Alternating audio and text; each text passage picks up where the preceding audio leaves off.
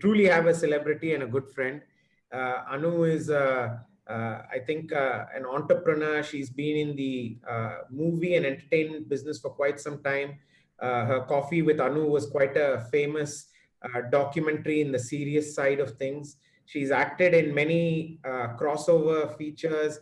I mean, for those in the UK and maybe Australia, Hollyoaks and EastEnders, and many of these were things that once upon a life some of us were exposed to in the early days. And I think she's gone from there all the way to, I think what makes her more interesting for today is a combination of you now focus a lot on mental health with things like Sunny Side Up. You've been involved in getting on boards of companies and moving their direction to beyond what I call standard diversity topics to depth of relevant topics and actually getting to the fundamental of things. I think your social media platforms are outstanding, Anu.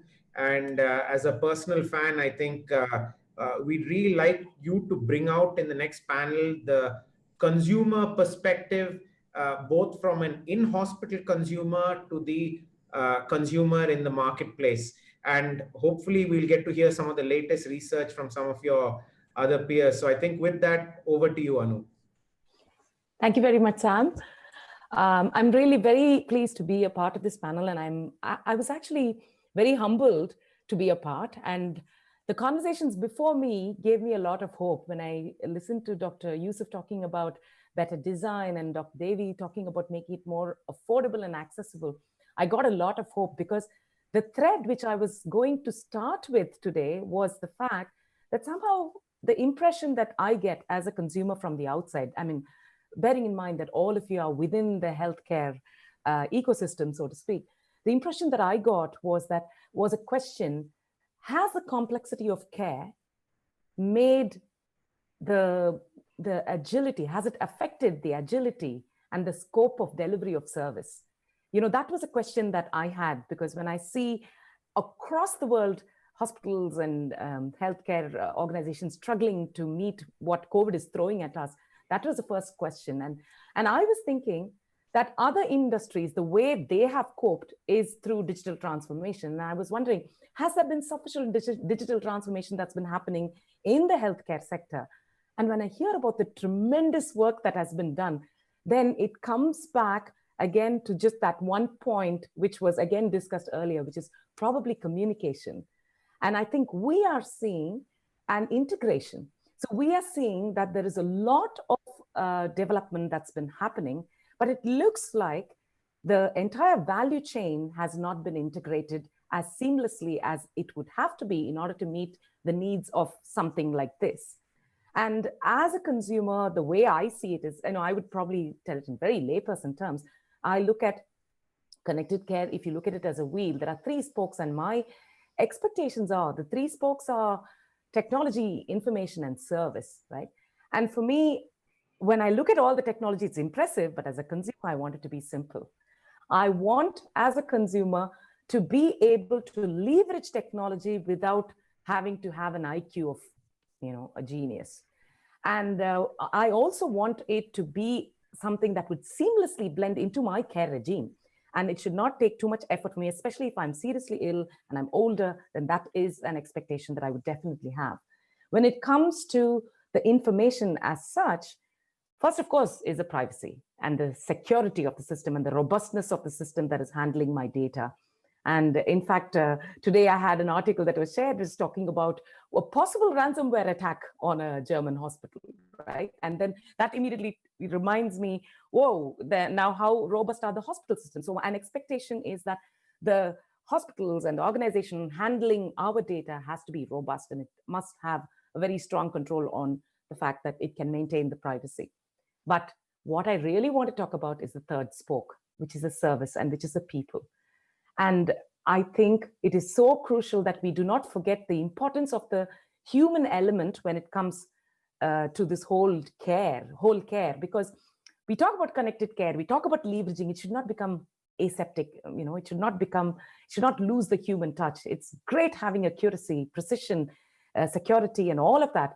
But the human touch is what heals, actually. And maybe you might call me naive, but I have experienced the the powerful effect of that human touch when I have been ill. And I'm sure there are many people who would vouch for that.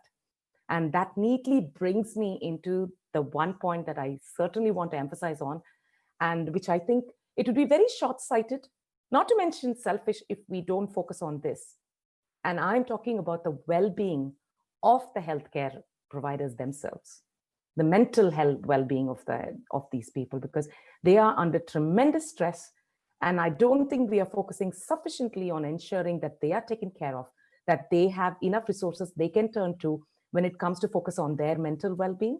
And I think if one of the expectations that I as a consumer have is that we also, while we are focusing on quality of care and making it affordable, making it accessible, and all of that, we also need to kind of turn the lens to the people who are providing the care and make sure that they are also cared for.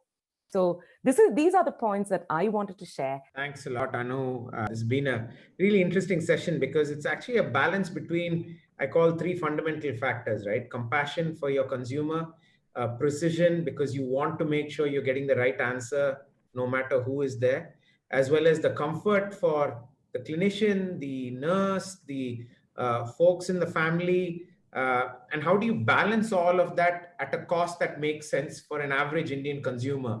So today we can maybe deliver that technology for, I don't know, it must be around 50 to 100 rupees per consumer per inpatient hit on average with technology. I know in the US, from talking to some of the clinicians there, it's a bit more expensive, roughly about $50 to $100. I think really, I don't think we have the luxury and privilege of time to manage all this. So I think if we can manage this, that's the question that I have, and maybe the answer is not going to come through today, but between now and hopefully next Kahotech, wherever that is, because I think that announcement will come in 2 days. I wanted to say deeply thank you. I think please be an ambassador for us, Anu, around healthcare. I think you have represented and you brought on your own that it is at the end of the day, keeping the group of clinicians and nurses happy that truly matters. And I think if we can figure out how to add these dots, because let's be honest, our EMR provider is somebody completely different, and that is a technology called Shivam. How do you connect that to somebody like the guys who provided this stuff for Dr. Rajkumar Health Sensei, and how do you provide somebody else who does the chatbots for us? I think that's the integrated view that I think Ash has been talking about, and maybe Harold as well earlier. It's bringing that together so at the end of the day, your consumer's life is better. And I think if you can crack that code where our tomorrow is much better than our collective yesterdays, we will have gotten somewhere better. The reality is the only thing we're guaranteed about is that our tomorrow is much more complex than our yesterdays.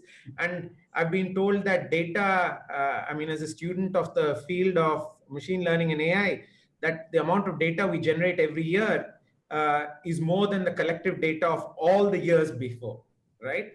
It's like saying that the number of human beings that will disappear or species are more than all the species that have been there from time immemorial because of aspects like maybe climate change or the like. But I think that's what this program is all about. I hope that many of you as participants found it interesting. I hope that we will continue to have some good conversations. And the idea is these conversations don't stop here, a bit like what I threw to Davy, which is crack the code, please, and solve a problem for us. Make it lower cost for us. We will be happy to trial it. That's the same thing we told a few years ago. In fact, one of our companies, Ibar, that presented to us at Kahotech, it's something we came across in Kahotech originally. They won the UN award last week. So those are the type of things where we connect the dots that actually make sense. And can we help these companies that are small? Can we help the providers that are big? And can we help the people in the middle, which at the end of the day, it's the government and the consumer, maybe have a much better life than they had yesterday? That's what life's about. So I think with that, let me wrap.